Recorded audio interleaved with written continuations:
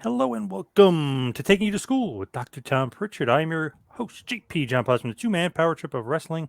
And of course, joining me is the man of the hour. He is the former WWE World Tag Team Champion, 8-time Smoky Mountain Wrestling Tag Team Champion, and one of the greatest trainers ever in the history of the business, the Doctor of Desire himself, Tom Prichard. Dr. Tom, how you doing today, sir? John, I'm doing great today. It's like I went to an amusement park and haven't left the ride yet. It's so cool, man. The game just keeps getting better and better. Yeah. Sounds about right. Sounds like Yeah. you're having a good old time over there. Couldn't help but have a good old time here in Knoxville, Tennessee. Anywhere and anytime I get to live and breathe in Knoxville, it's a good thing, man. We just got done with JPWA's second to last class of 2021. Graduated 14 people in Dixon, Tennessee. Great opportunity for all the guys to travel 200 miles, go on a road trip. We had a 6-man tag, a singles tag, and a battle royal where the winner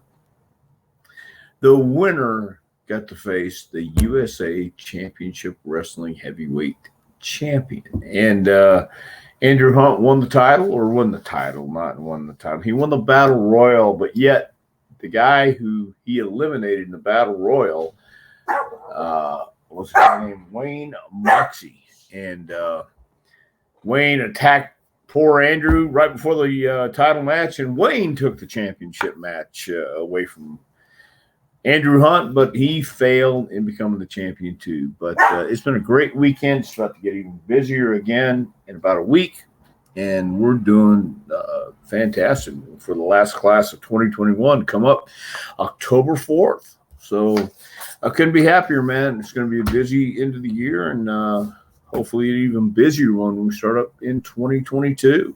I can't wait. Nice, love it. You never know who may show up. You never know who may stop by. I mean, 2 weeks in a row, Heath and then Natty Neidhart.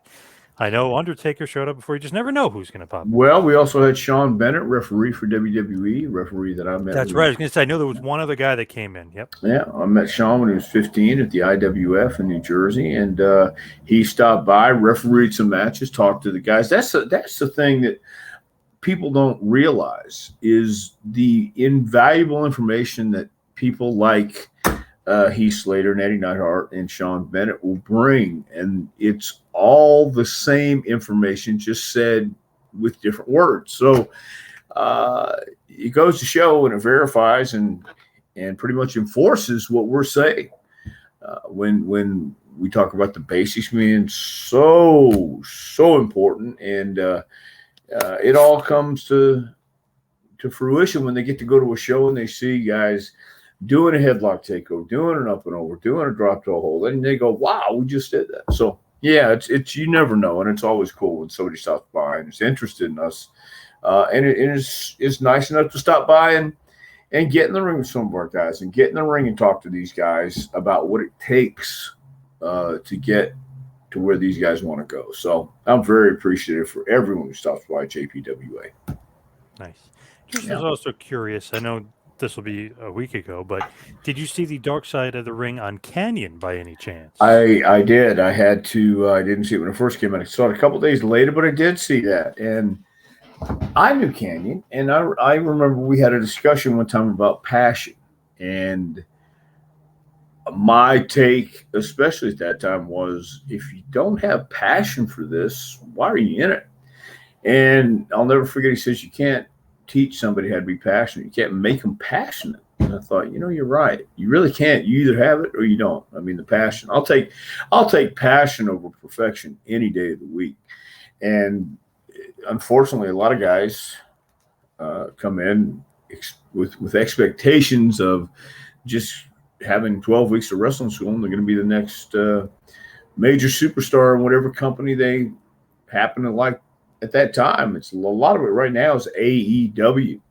So it was an interesting take on things. I didn't know Chris to that extent. Guys like James Mitchell did, and other people, but I did appreciate his passion. I thought it was an interesting piece. I really did.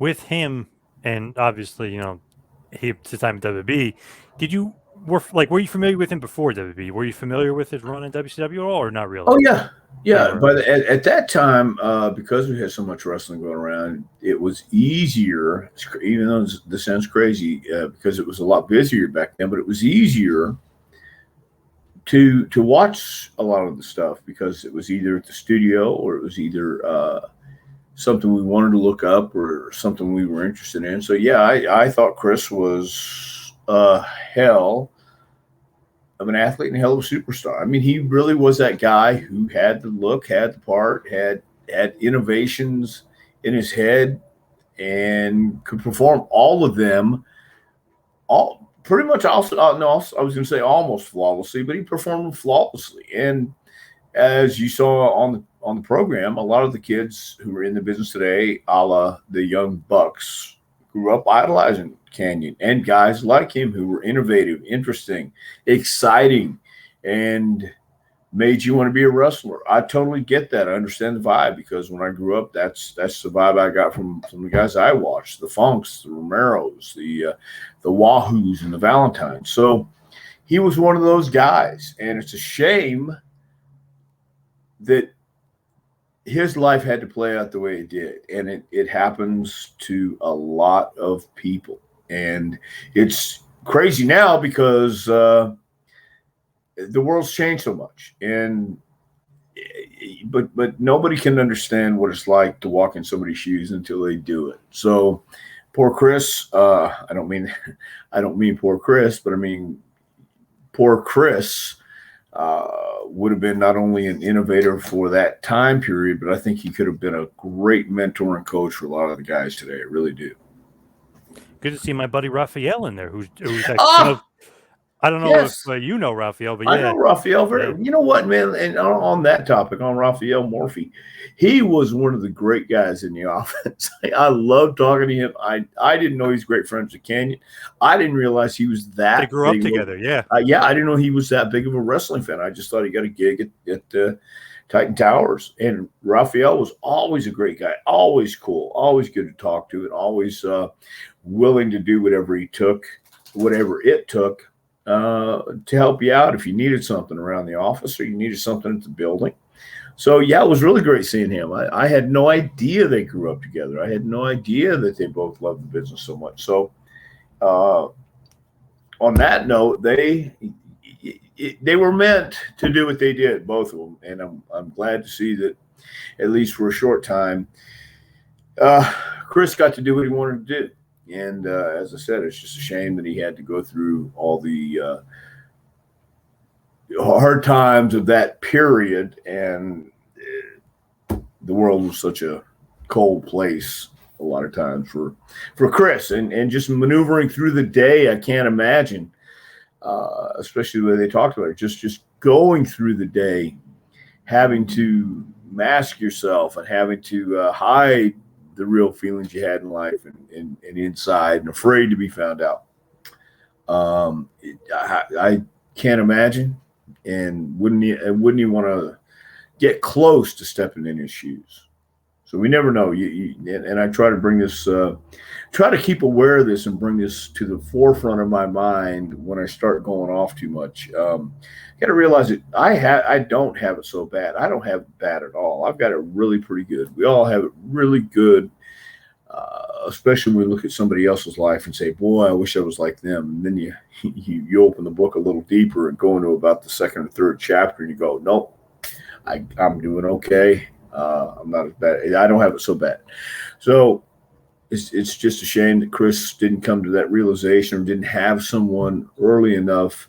I mean, he had a support system around him. He had James Mitchell. He had DDP. He had other people who nobody cares. Nobody really gives a damn. Well, I don't say nobody, but most of the people in the business really didn't care if you're gay.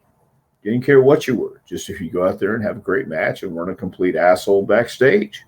So that was sad to see, a lot of it. And but also just seeing some of those Mortis clips brought back how great he really was. I mean, and he was pretty damn great, I thought. Awesome. The innovator of offense, literally, would just create Yeah. moves, and guys to this day still steal a lot of his stuff or use it in tribute too. But to me, I think WWE doesn't care about that stuff as much as WCW did. Like, wow, like look what this guy could do in the ring.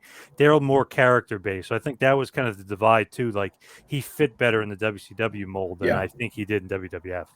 Yeah. And that was a definite contrast to style and love of the companies by the fans, because you had your WWF Hogans and characters and those kind of storylines that were larger than life superheroes. But in WCW, you also had your Stings, your Mortises, and Glaciers and things like that. So you had that character driven opportunity in Atlanta as well. But New York was just in New York, and it was a grander stage, and it was all the media companies were up in the Northeast. So who do you think is going to get noticed and highlighted first? I'll never forget, as a great example of that, when Jack Briscoe won the title in Houston from Harley Race. They had on the cover something about superstar Billy Graham and a bloody forehead, and in the corner they just had a picture of Briscoe standing with Boyd Pierce and Sam Muchnick, and didn't make a big deal of it. There was Superstar's face right on the predominant front cover, but right in the corner is Briscoe. And I gave that magazine, by the way, I had it, and I gave it to Harley Race my last time down in Missouri with him, because he said he'd never seen it, and I brought him the program from the match. I kept all that stuff. Here's the great thing about wrestling too. You learn about all these autographed pictures they would send out or give free autographed pictures to everybody during special events. Snuka, and some of the top guys. I realize now, after working in the office, this is 1973. Paul Bosch is the one that said, best wishes or best in sport, Jack Briscoe. It's Paul's. Hate to spoil it for everybody. It spoiled it for me too, but it wasn't Jack's autograph. It was Paul Bosch, and somebody else signed Best in Sports Harley Race. Oh, I know. I thought, well, now that I know, but not a whole lot of other people know. And that just the carny never Yeah. left. Oh my God. Yeah, but it was a great part of the night. It was a great part of wrestling for me. But yeah, it's you can't fight change. You really can't fight change. But New York had its style from the beginning, and so did the NWA. And you either like one or the other, or you were a fan of wrestling. Both styles were fine with you, as long as it was colorful characters and guys who had passion when you walked in the ring. I knew when Terry Funk walked in the ring, he loved what he did. So did Dory. Dory was just a different style, obviously. And so times change, and now we see that we have WWE and AEW, along with the Ring of Honor and, Impact and all these other companies who are trying to climb the mountain again. And some seem like they camp on the side for a little bit and let their competition climb a little higher, get as high as they can go, and then they get stuck on a ledge up here, and then you'll see WWE slowly but surely catch up with them. Again, in 2021, I don't know what's going to happen. I dare to hear anybody's opinions about what they think are going to happen to, because it's you can't tell. It's unpredictable, and I like the fact that there is another company out there now. I said before I didn't think AEW was going to last.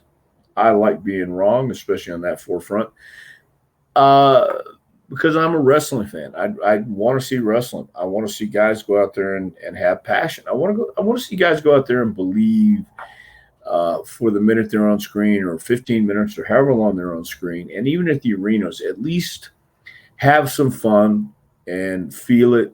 Let it be organic. Get over organically and not be shoved down your throat. So, but once again, the world keeps turning, I guess. I could see you being mad back in the day that Dory Funk didn't put over Jack Briscoe. I don't know why. I could just see you being pissed off about it. I wasn't so pissed off. I'm from Texas.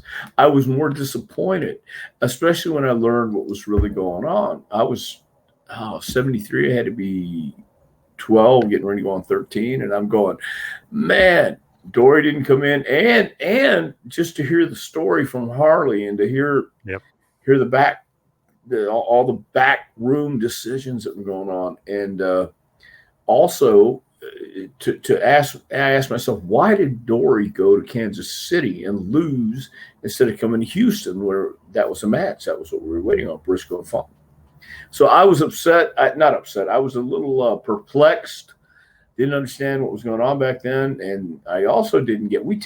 Paul taped wrestling every Friday night. He, even when the cameras weren't there, he had something. He had, or whatever.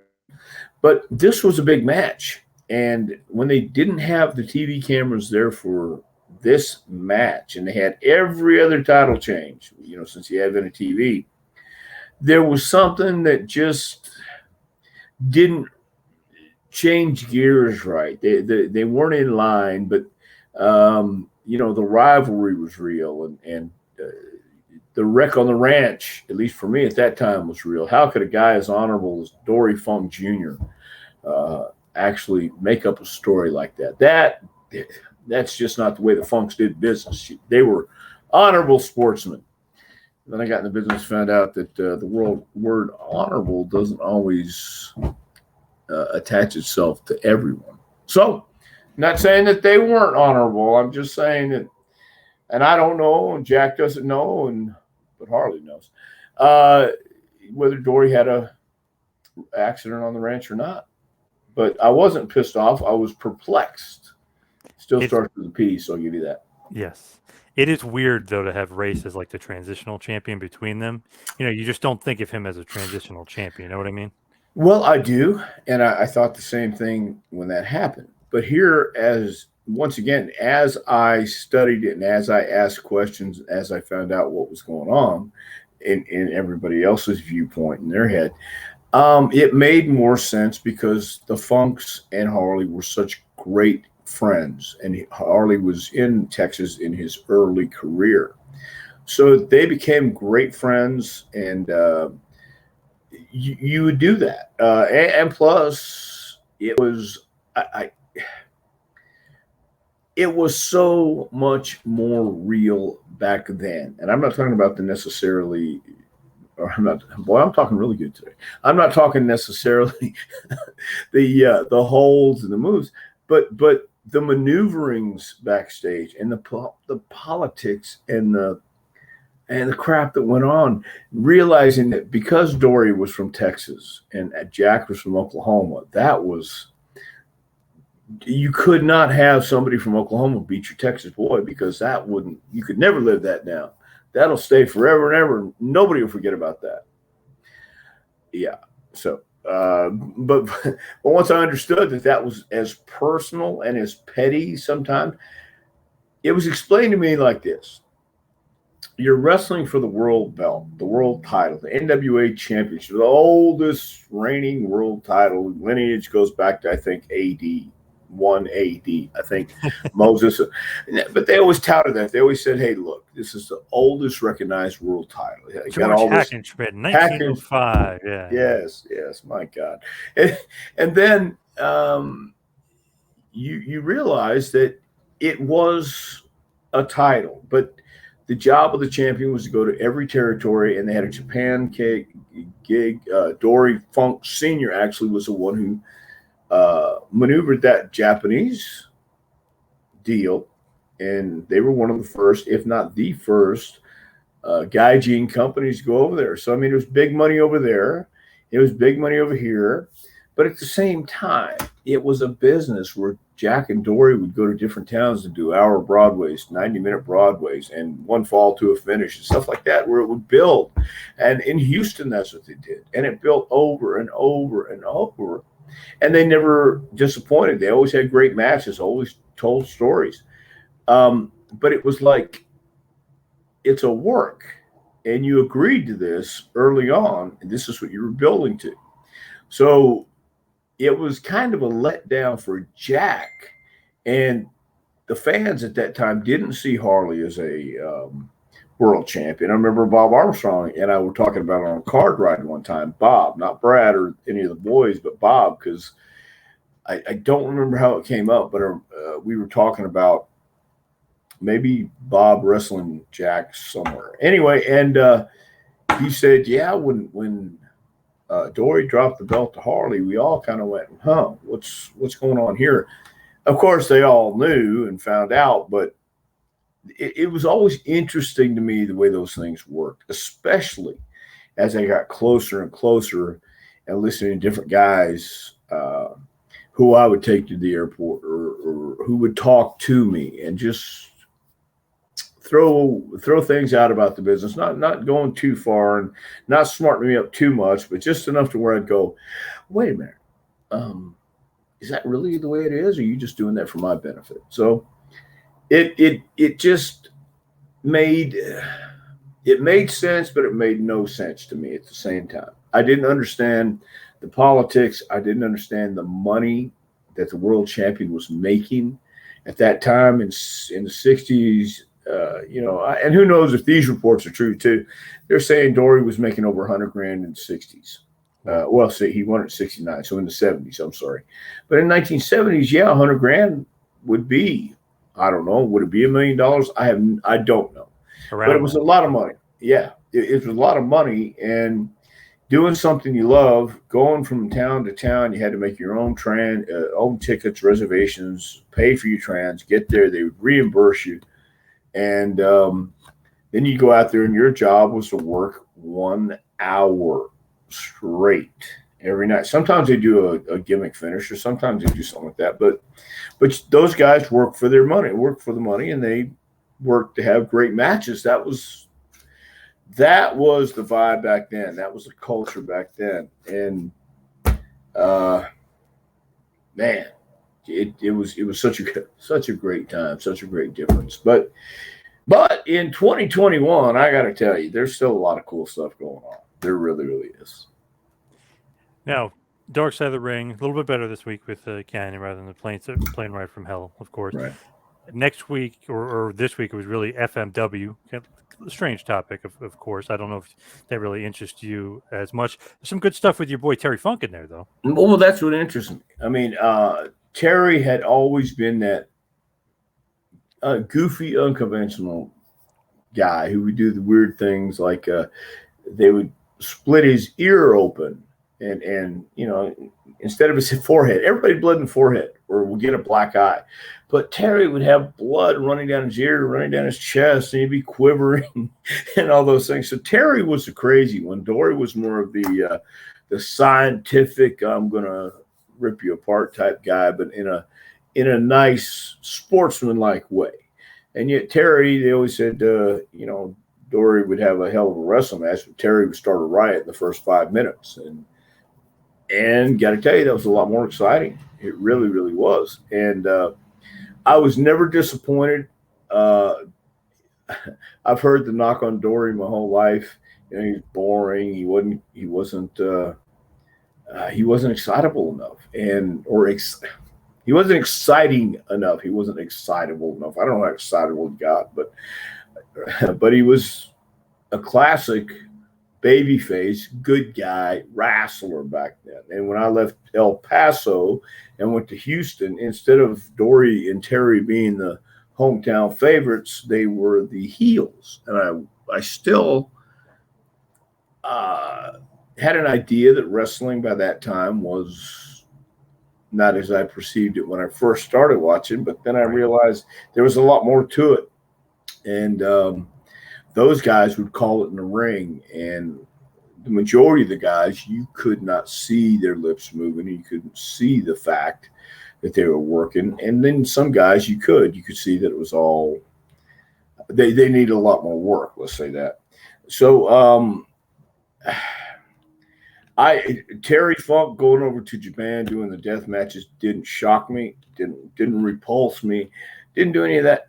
And it's not that I'm even repulsed by stuff like that, John. I think it's just the fact that you don't really have to know a whole lot about psychology and storytelling. You really have to. I mean, you do, but you don't. You just really wind up hitting somebody over the head, or the thing I saw with the Nick Gage, where you get cut under the arm, hit a vein, and you can bleed out and die. That there's no drama there for me. I mean, there's people who've come to our class, JPWA, who like going to the death matches, and they're around here. I think they're around every state. But I asked him why, because I just want to go see some wrestling. I said, but that's not wrestling. He said, yeah, no, but it's close enough. But it's really not. But it is for them. So if you don't have something to differentiate that with this, and you don't know the difference, well, that's where we find ourselves. It's up to you. Look, whatever you like, more power to you. Don't care. You know, some people like G.G. Allen. I'll watch it. I'll see. Are you familiar? You're familiar with G.G. Allen, of course. From you, yeah. Yeah, right. Yeah, Yeah. But that's what I'm saying. Somebody turned me on to it and showed it to me, and I'm watching. And I've been in wrestling for a long time at that time, and I said, well, he's one of the boys, because I've seen stuff like that.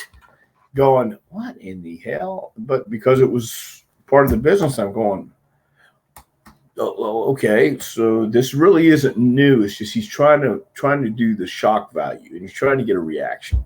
And because I've seen other interviews with him, read other stuff about G.G. Allen, yeah, he was crazy. Yeah, he was insane. But look around.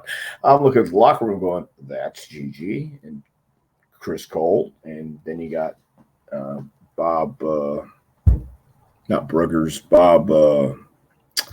I can't even remember his name. Guy who used to wear. He wore a glove when I saw him in Portland. He's bald headed at this time. He's Bob. Mike Miller.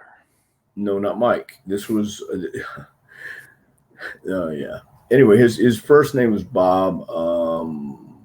Can't remember now, but he was one of those guys, crazy guy, and I like crazy people. I don't want to be right up next to them when they're throwing crap in your face or things like that. But once again, I appreciate the passion and creativity. If that's the way you release your creativity, and that's being creative, I guess. So, with everything we talked about, Dark Side of the Ring, we talked about NWA.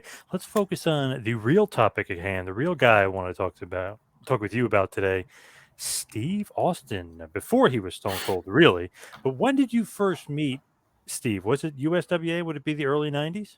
Yeah, I believe so. I believe I met Steve. It had to be the early 90s. Pardon me. Yeah, because that was when Eric Embry had come back, and I just got booked back into Memphis. I had met Eric too a couple times through the years, but Steve was just coming up. You knew he had something. You knew he was going to be a top guy. I don't think anybody could tell you, though, they believed he was going to be as big as he was and as big as he got, as big as he is, and continue on. But he was that guy who kind of like a Bradshaw in that sense, where you knew Bradshaw had the size, he had the idea, he had the concept, and he had the love for professional wrestling. Just a big raw bone guy. Steve was the same way. He was a big guy, chewing tobacco, drinking beer, coming in, being one of the boys, had a great personality, great attitude, great disposition, and was really one of those guys who wanted to make it on his own, didn't want to call his parents in Texas and ask for any help. That was the last thing he wanted to do. He wanted to prove to everybody that he could make it. And he and I actually lived not next door, but catty corner. I lived on this side. He lived on that side. You see my fingers. Yep. Right. We lived next door. At the Congress Inn, it was like, I think, $60 a week, or maybe even $50. It was an incredibly low budget, low rent. And I think we should have charged some of the cockroaches and other animal insects we had there. They were sharing the room with us anyway. Hell, cough up some money. But he really was getting that bag of potatoes from Kroger's, and If he could splurge for a Wendy's hamburger, he would. But for the most part, he is a self-made man. He went through the things we talk about people going through, and everybody says, "Oh, that didn't happen. You couldn't sleep in your car.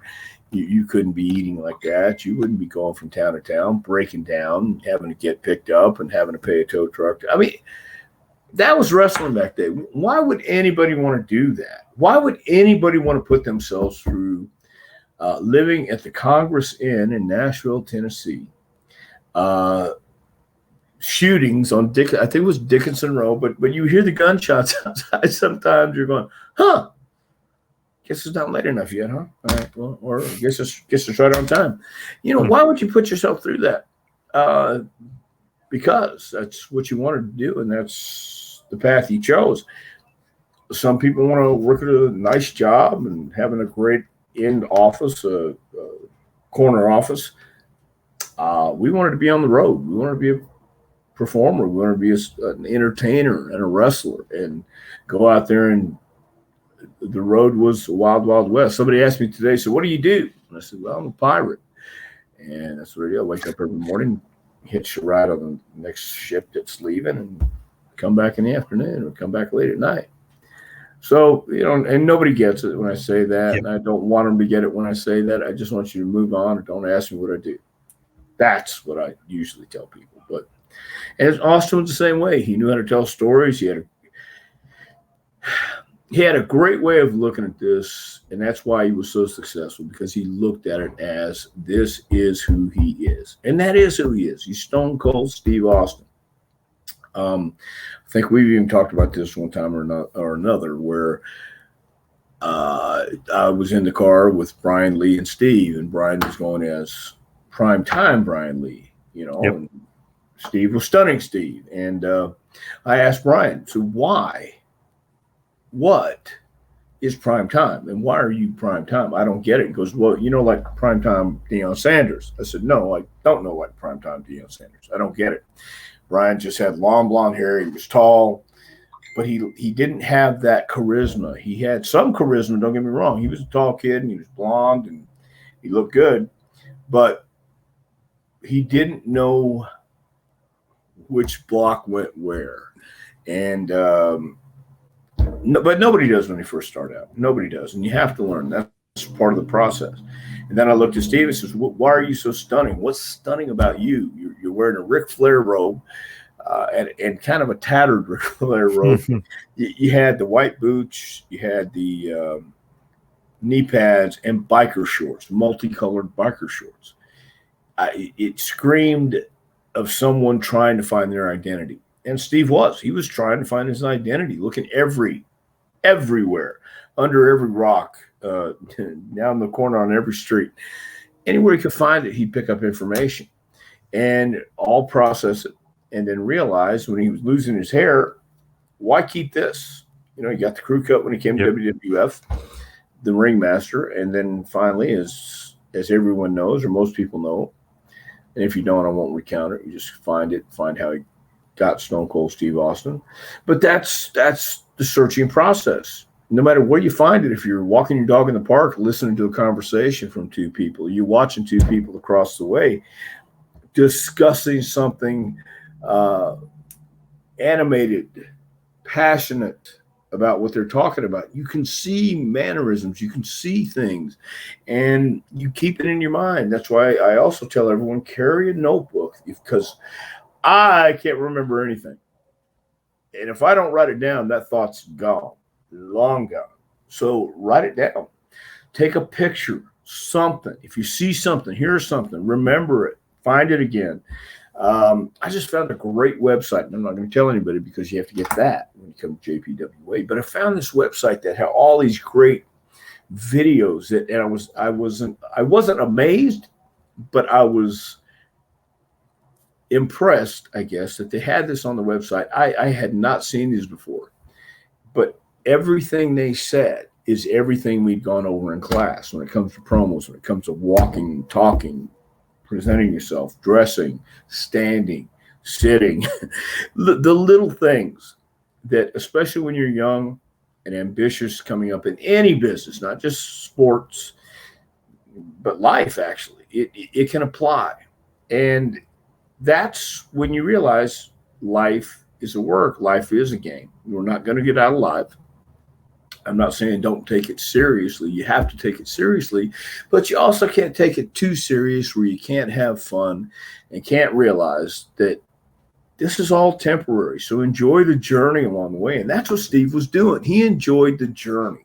He enjoyed going out to the shows, having fun with the matches, having fun after the matches, getting up, working out, living his life, living a dream.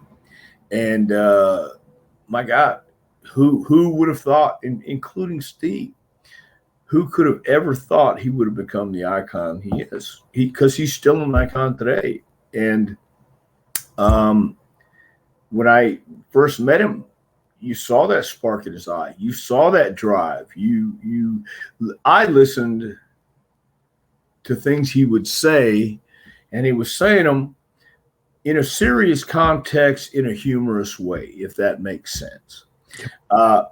And he was deaf. I was deaf back then too, but he would turn the radio up, I mean, to 15.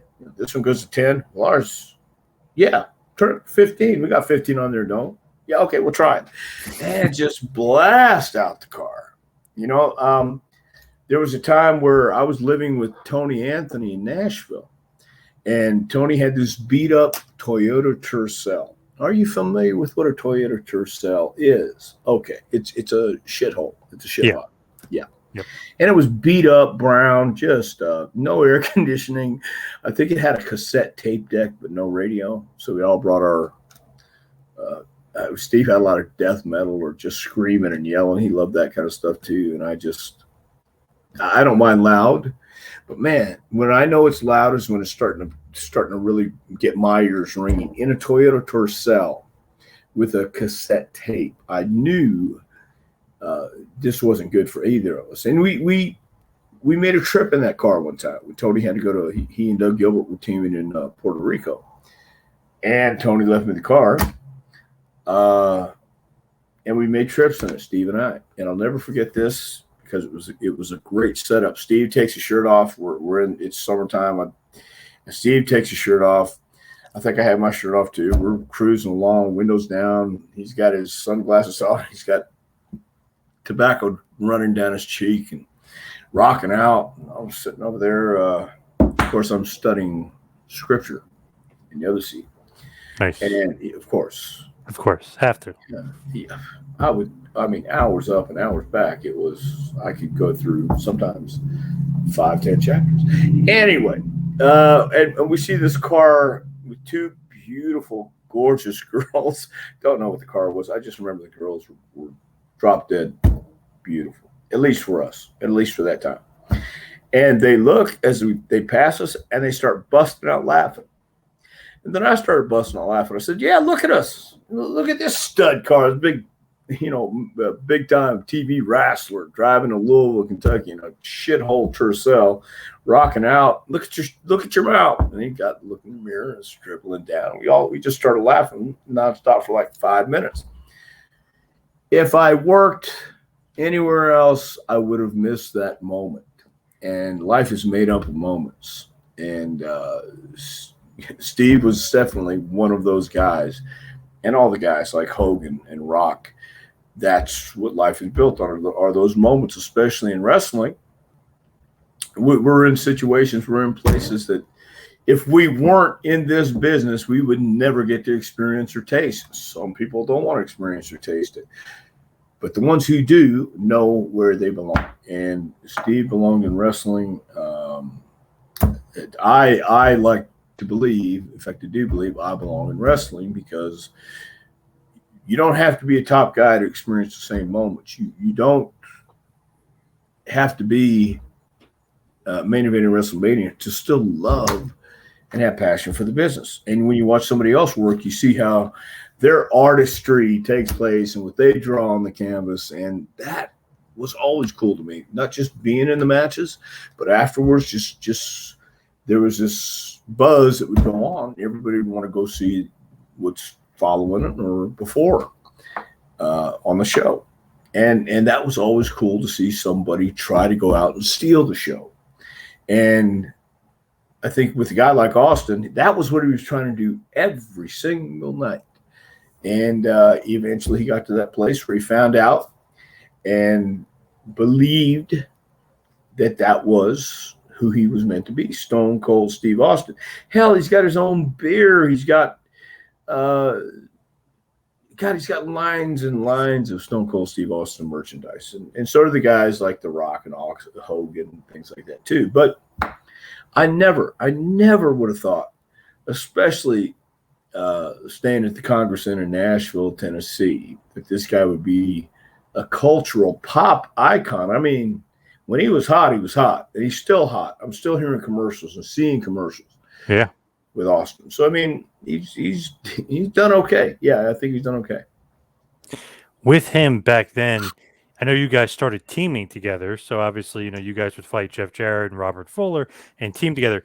Did you think like, okay, this is going to be a good tag partner for me? Like, what were your thoughts on him? Or do you think like, oh, this is just a fleeting thing? He's going to end up going off to WCW or wherever, and I'm going to go off my way? Or were you thinking this is going to be a good permanent tag team? No, I never thought it was going to be a permanent tag team at all. By that time in the early 90s, I was 30 and Steve was just starting out. He was younger, bigger. Whenever you would go in the locker room, you would look at the guys who were just starting out, and you try and look and see what this guy's going to do, what that guy's going to do. And back in those days, and it took me a while to figure this one out too, but as I got to know more and more, and as I got to talk to Bill Watts, I actually called him it's been long. It's been a couple of years now. I actually called him. But they're all, the guys are, the promoters, businessmen, owners were always looking for fresh talent, new talent. Then you never know what you have, especially when a guy's 20 years old. You don't know what he's going to turn into. But Bill Watts, Vince McMahon Sr., Jim Barnett, everybody was in contact with everybody, even if they weren't part of the NWA or WWF or AWA. They all talked. They were all old friends. You have to remember, the NWA was formed in 1948 or 49. I don't know which one is which, but that at that time they were still alive, and that they still worked under the same conditions and still had the same framework in which they got talent. Hey, Bill, you have anybody you need to get out of Louisiana? Eddie Graham. Hey, Bill, you have anybody I can groom down here in Tampa? They got the beach, sell you all the positive, but don't tell you you'll be making $40 a night. Right. But you'll have the beach. You'll have a nightlife. You'll have a lot of fun stuff going on. In the meantime, I will groom you and teach you how to be a successful guy, top guy. And the ones who listened and the ones who followed and the ones who knew how to play the game were the ones who played the game, and the ones who got success. They were all connected. I mean, it was that setting. It was that organized setting. And I didn't think for a minute that I was going to hitch my wagon to Steve Austin. I was very much a loner in that regard. After the matches were done, we would socialize, but for the business part of it, I always saw Steve over here and me over here. So as far as a permanent partner, no. But it was always cool tagging up with him because he was on the same vibe I was, and we were on the same wavelength, I thought. And eventually you have to leave that universe if you're going to go and hang with the stars. And he did. He knew he learned how to do it. He was with Steamboat for a while, working in the ring and back and forth and learning from him. And then he got to WCW. Terry Allen actually called me asking about Steve. I broke in with Terry too, or didn't break in with him, but we were both rookies in Texas at the same time, and asked me about Steve and got him in touch. So once he got his opportunity to go to WCW nationwide, he took full advantage of it. He and Brian Pillman weren't exactly, I don't think, close, but Steve didn't want to be a tag team. Right. He wanted to be a singles. But that's the way a lot of times back then promoters, owners, bookers would put guys together and see who shined, who stood out. And it was a great way to look at talent. It was a great way to give an opportunity and also create scenarios to see how you would deal with it at that stage. And it really is like that. Hey, we'll put you in a tag match. Let's see who's going to take the heat. Well, I usually take the heat. All right. In that case, the other guy takes the heat. Who's going to get beat? Well, they usually beat me. All right. Tonight we're going to beat him and see how he reacts. And we did that this weekend. Actually, it was a great educational outing for the JPW graduates, because JPWA graduates, because I changed things up the whole night, and you have to think about it. And these guys are at a huge disadvantage because in Steve's day, it was a lot freer to call the match. Now everybody has to go over their match at least 20 times in at least 4 hours and at least, oh my God. And then I have to step back once again and say, they don't have the advantage I had. They don't have a veteran in the ring to help them. And that's really the way you learn. You get in the ring in front of people with someone who understands how to conduct and how to construct a match. And then you get out there and everything changes after the first lockup, and you have to know how to adapt. You have to know how to follow. You have to be coachable. You have to listen. As Steve was very coachable. Steve wanted success. He craved it. He earned it. He obsessed over it. And not that he obsessed in the car over. He wasn't anything like that. But it's the manner in which he approached it. It was the journey. It was, if you don't have fun doing this, it's really not worth it, in my opinion. There's a lot of other jobs, less physical, and not always as stable, because this damn sure isn't very stable, but a lot less headaches than this one. But this is like no other gig, and it's been like that forever. I think even today, this is still like no other job, no other entertainment business, like professional wrestling. Similar, but not exactly alike. So I never, to answer your question, I never thought it was going to be a permanent deal, but I enjoyed all my times around Steve. Was he a big drinker, party animal? Would you guys go out and drink and stuff? Well, let me ask you this. It was 1980s and 1990s, and it was a wild, wild West kind of time. So yeah, man, we the majority of the boys were drinking and imbibing in whatever it was they imbibed in and participated in.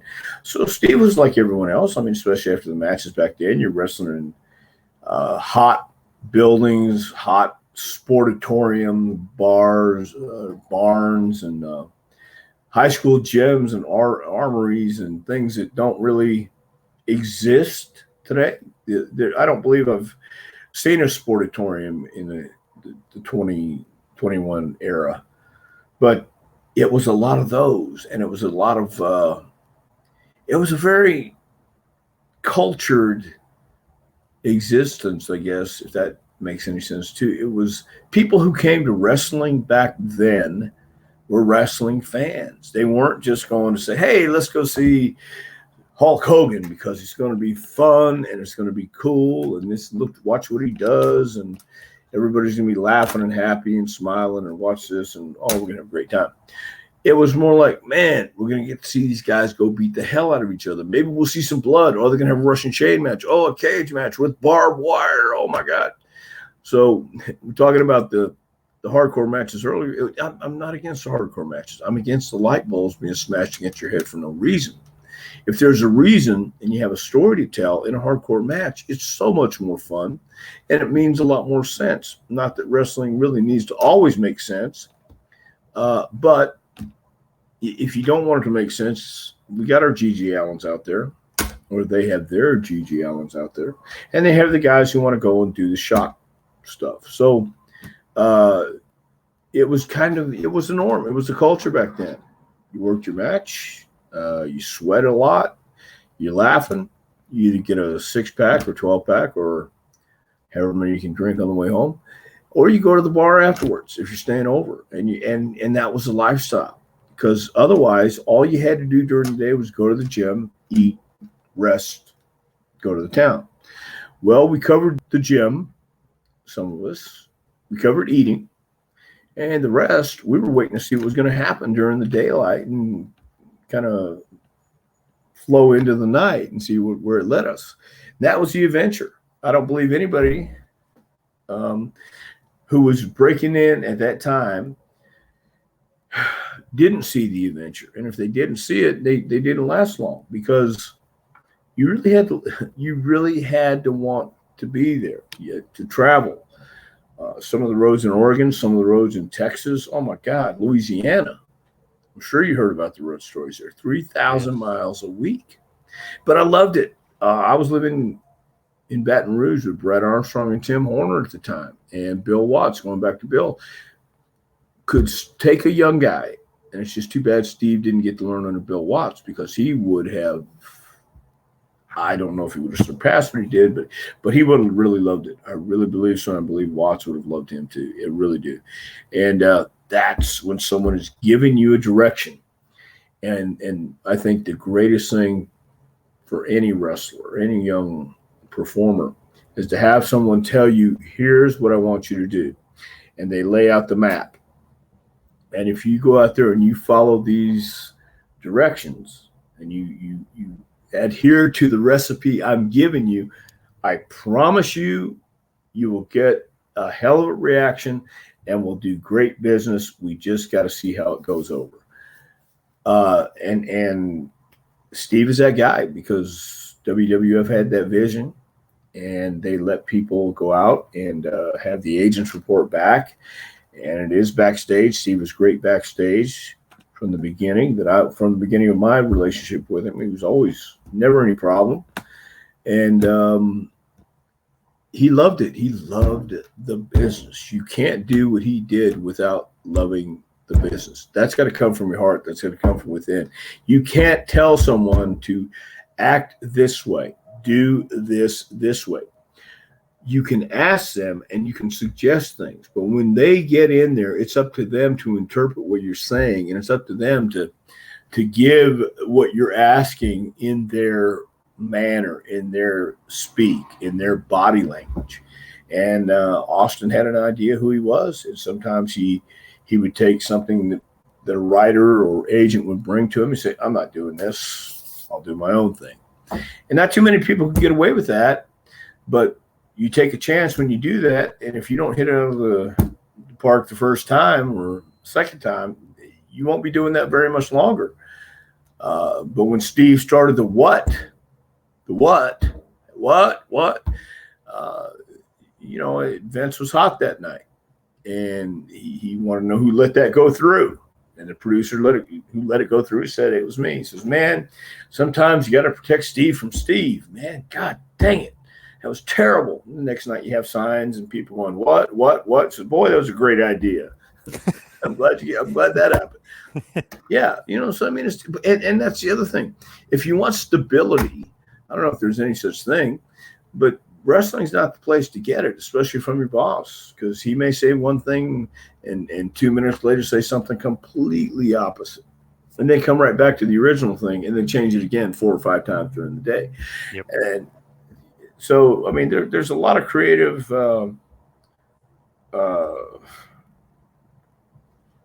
opportunity, and but you have to have instinct, and I think that's the key, especially with a guy like Austin, who Vince, I'm sure, wasn't sure what he had in Steve in the very beginning, and once you let him go, he found out. So, and that was a good thing. With Austin, obviously WCW gives him FedEx, which is crazy, and they release him. Hogan's got all his guys there. He goes to WWF. He's the ringmaster. He's kind of not doing much with DiBiase. For some reason, this great promo guy isn't allowed to talk. Eventually, he starts feuding with Savio Vega. Then the Body Donnas wrestle Savio Vega and Steve Austin on Superstars. And we talked about this a while ago. You guys beat them in the tag team title tournament semifinal. They couldn't get along because they're feuding at this time, and you guys kind of move on and end up winning the tag titles eventually. But this is just a semifinal matchup. So that's really the first time you're in the ring with Austin. And then basically 6 months later, in a one-on-one match on Superstars, it's you as Zip versus Steve Austin one-on-one. So you didn't really wrestle him too much except for those two instances. No, yeah, that was the end of the. And I knew it. That was getting near the end, and Savio once again. I think a lot of people were asking, why is Savio being programmed with this new guy? Well, Savio was a star before he got to WWE. And Savio is a hell of a guy. He really, really is. He's a great person. He's a hell of a worker. And he understands the game. He understands the business. And he wanted to help Steve, as a lot of people did. Brett wanted to help Steve. And once they saw that this guy was having damn good matches every night and saw his personality in the back, how he interacted and saw that he wasn't complete goof, then people wanted to help him. But Savio was the first, I think. He came in with and did the Caribbean strap match. And so it was very much due to the fact that Savio was very giving and knew how to help and knew how to mentor. So Steve got not lucky because they wanted to work with him. Savio wanted to work with him. All these guys, all of a sudden, I don't think it was all of a sudden, actually. I can't say that. I think they were looking at this guy saying, man, just give him an opportunity and let's see what we can do with him. I know for the rumor, for the record, that Brett was one of the guys who really wanted to take Steve. And Steve said this many times, that Brett came up to him and said, I really want to work with you and I want to try and help you. And that's what it takes. And if nobody wants to help you, you're not going to get booked. So without that understanding of the relationship building backstage, it's not going to happen. And Steve was one of the boys, but he was a star in the making, a superstar in the making. And eventually everybody saw it. Everybody caught on. So more power to Steve, more power to Brett, Savio, and all the guys that came along and wanted to do business and want to help a young guy coming up. That's what it took back then. Today, I don't know what it is necessarily. I take that back. I do know it's the same thing. It's just at a rawer level, though, and it's changed. So for Steve Austin, obviously, you guys are very friendly. You did his podcast a few years ago. You guys remain friendly, both kind of social introverts, maybe a little bit, or maybe a little antisocial, kind of both kind of agree there. But he obviously, he became what he became. But, you kind of saw a little bit of that talent there. You saw that passion. You saw his love of the game. You have your love of the game. So I feel like you guys fit in well. No matter what, if he became this huge star or not, I still think that you guys fit in well together as buddies. Well, we did, and we're both from Texas. We both watched Houston wrestling. Both were familiar with the guys coming up. Steve is a student of the game. I like to believe I'm a student of the game. I like to watch new talent. I like to see somebody special. I like to see somebody come out and defy all those naysayers. I love it when the guys you least expect to make it. And some of it may be because of the way they look. Some of it may be because they don't know how to work. Some of it may be because they're antisocial and can't flip the switch when to be social. And yeah, I believe Steve certainly needed his privacy just because some rattlesnakes don't want to slide up to other rattlesnakes or copperheads. You like your own kind of rattlesnake, and maybe you're the same type of snake, and you can exist and get along. And other times you can laugh and really enjoy what you're doing. When you're starving every week and peeling potatoes to eat dinner and feed yourself, it's hard to keep a positive attitude.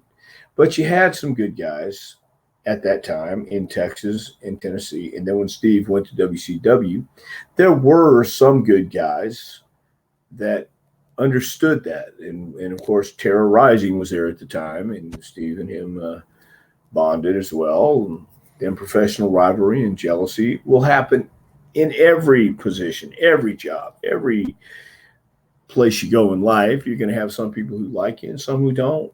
And Steve just didn't care because he had that focus, he had that mindset, and he knew when to let people in on it. He knew when to keep it to himself and enjoy the enjoy the battle and enjoy the journey down the road. So yeah, I still think we're pretty friendly, and I still think that Steve is Steve. Last time I did talk to him, and everything I hear about him, every time I watch his podcast, that's still Steve Austin I recall. He's being genuine.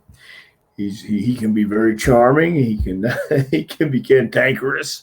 He can be all these moods. But one thing you can't say is he's not phony. He's not trying to play a part. He's that guy. He's always been that guy. And when you're able to let it out and turn it up, then that's certainly not the destination, but that's a huge part of the struggle and the journey. That's a huge part of the story.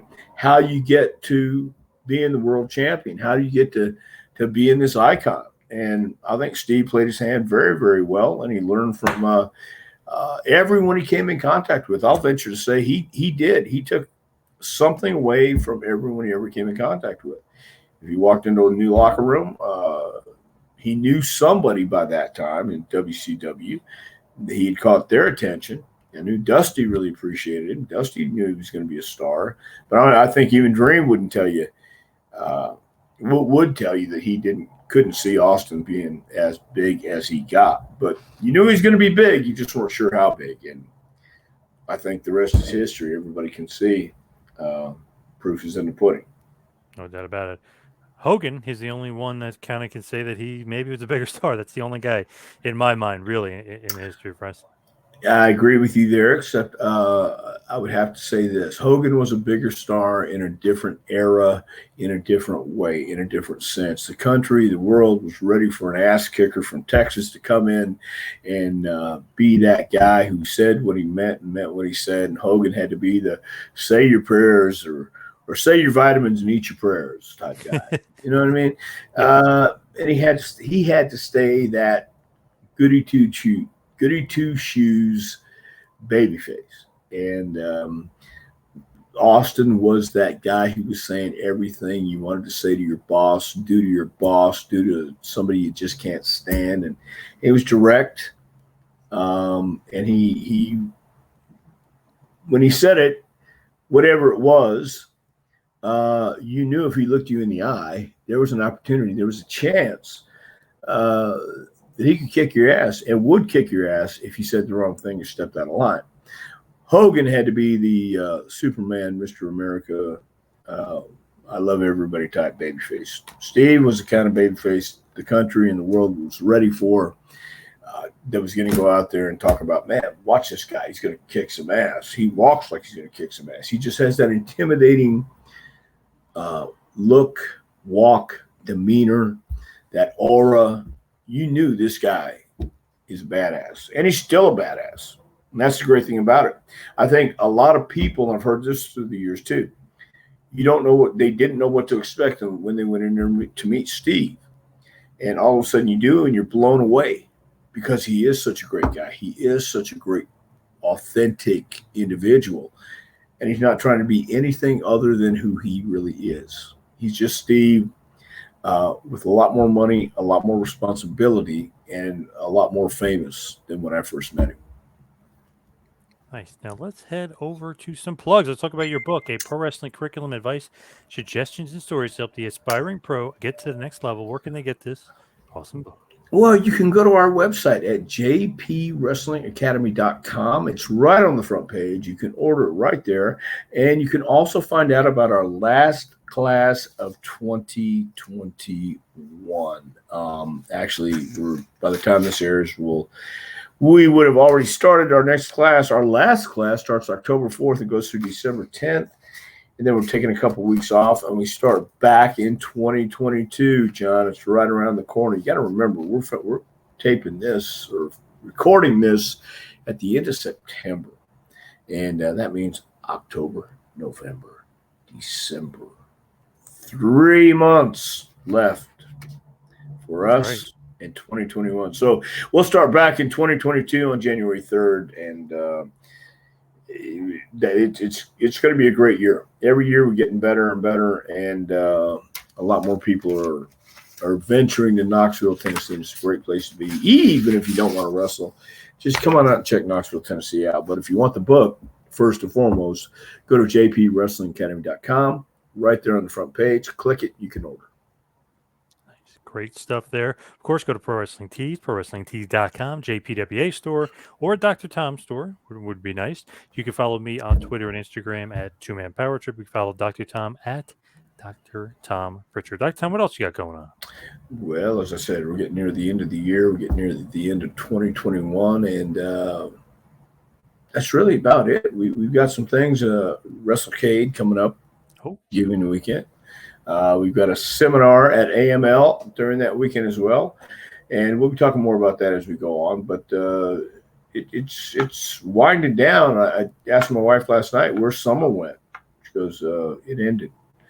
So where was I? So, I'm not sure, but it ended. And I woke up this morning and it's cold and wintry, and now it's hot and summery. So. I'm just waiting for the end of the year and a new one to start. So that's how I feel. Yeah. Absolutely. Well, thank you, everybody out there, for listening. We'll see you right back here next week for a little Taking You to School with Dr. Tom Prichard.